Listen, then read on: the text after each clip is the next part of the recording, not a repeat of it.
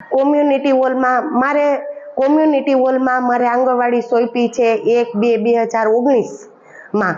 અને આજે પેલા તો શરૂઆતમાં 2 વર્ષ સુધી ટાંકા આવ્યા, પણ છેલ્લા 3-4 વર્ષ થયા તો પાણીની એટલી મહા મુસીબત છે કે બાળકોને પીવડાવવાનું પાણી પણ અમારે મળતું નથી, પણ મહા મુસીબતેથી બહારથી ભરવું પડે છે, અમારે હારીને બધું તમામ પાણી ભરવું પડે છે।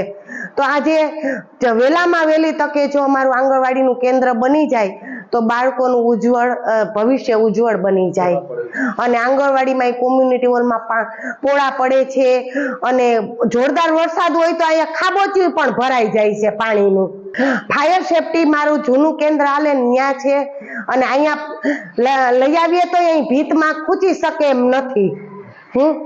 એટલે જૂનું પડ્યું છે, પણ અમારા જો નવું આવશે ફાયર સેફટી તો અમે અહીંયા લગાડી દેશું। બાળકો મારે 18 થી 20 બાળકો આવે છે, અને પાણી એ બોટલ ભરતા આવે તો થોડીક વાર થાય તો પાણી તો ઉકળી જાય બોટલમાં, એટલે અમે ગોળો લીધો છે અને એમાં બહારથી પાણી ભરાવી અને આડાવડું પાણી કરીને ઠંડુ પાણી બાળકોને પાય છે। પણ જો પાણી ન હોય તો અમારે શું કામ કેવી રીતના કરવું?